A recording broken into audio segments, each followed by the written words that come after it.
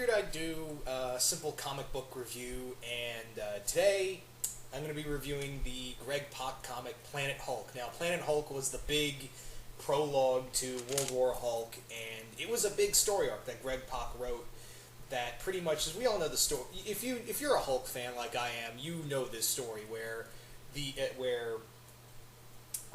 Iron Man,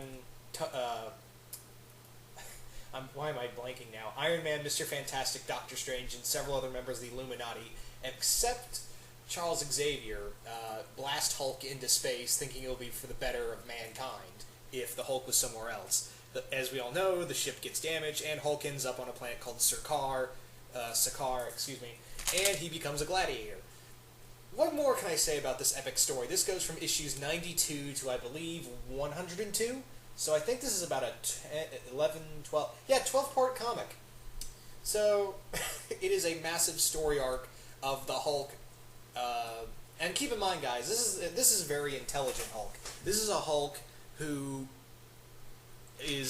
pretty much like has Banner's intelligence and is a Hulk of all of his own.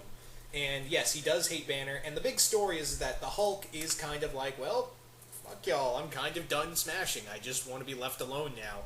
And however, this world of violence is, just a place you'd think Hulk would be home at, right? Wrong. He just doesn't want to be here. And the Hulk is kind of like, people are thinking, the whole thing is that people think, half of them think that he's this prophesized green scar that is, set to save the world. He should be called the Sakaar Son, which is, the protector of their world, their messiah, so to speak. And the other half think he's the World Breaker, which is the destroyer of their world.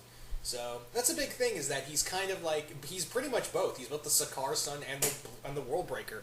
And I know I'm kind of spoiling a few things, but this comic's been out for a while, so I figured, why the hell not, really?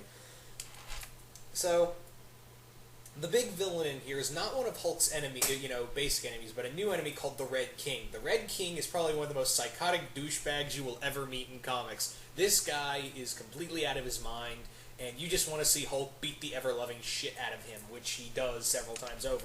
Not only that, there are some great fights in here when Hulk's in the arena, when Hulk becomes the leader of a rebellion. He becomes so many things to these people, and a lot of them really look to him as like this savior, and the Hulk's just like, I'm just doing what I do. I just want to hurt the Red King. If you want to follow me, that's totally fine.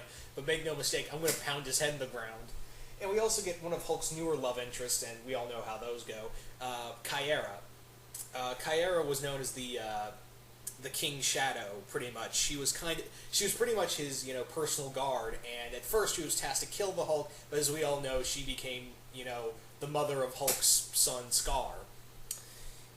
Further with that is that this is a great story because it really shows how much the Hulk is pretty much like, I'm a monster, and, the warbound he's with, he doesn't like them at first, and he does befriend them eventually, but for the most part,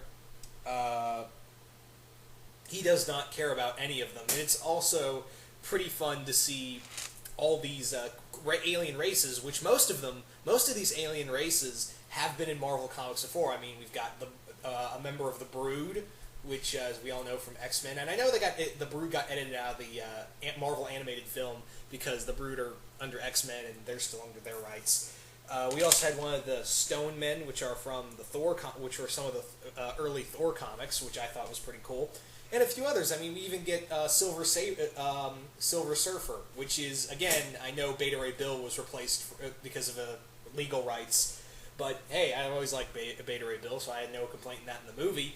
But the comic itself is pretty good. Some of the action scenes are kind of short, like some of the action scenes are just kind of shortened, and they're really just like 2 pages max sometimes, and I'm like, oh, that was a little anticlimactic. But but the story itself is really good. It is pretty much Gladiator in space. That is let me take it back. It is Spartacus in space. That is the best way to describe Planet Hulk. Spartacus in space, if you've ever seen that show. So I really do enjoy this comic. This is one of my favorite Hulk stories ever. So, and again, whenever you look at Hulk stories, you always point to the Peter David stuff. But I really think Greg Pak had a really good run on the Hulk as well. And Planet Hulk definitely shows that as well. And I thought it was a really good way to show the Hulk trying to find peace, and it's a nice little. There's also some fun little aftermath after when Hulk defeats the Red King and all that, so that's always cool. The other thing is that there are so many other things that, again, the movie had to leave out. But again, I do like the movie, but the comic is, the comic's really good, because that is a huge, it's like this huge epic, pretty much, that Greg Pak wanted to write with the Hulk. And I have no problem with that, so... Again, I know I'm keeping this review kind of short, but again, I just wanted to review something for the sake of reviewing it, because I just felt like it. And I figured, I don't talk enough about Hulk stuff. I'm going to talk about Planet Hulk. So that was literally my mindset. But again, if you have not read this comic, I highly suggest you do. I think you can go into this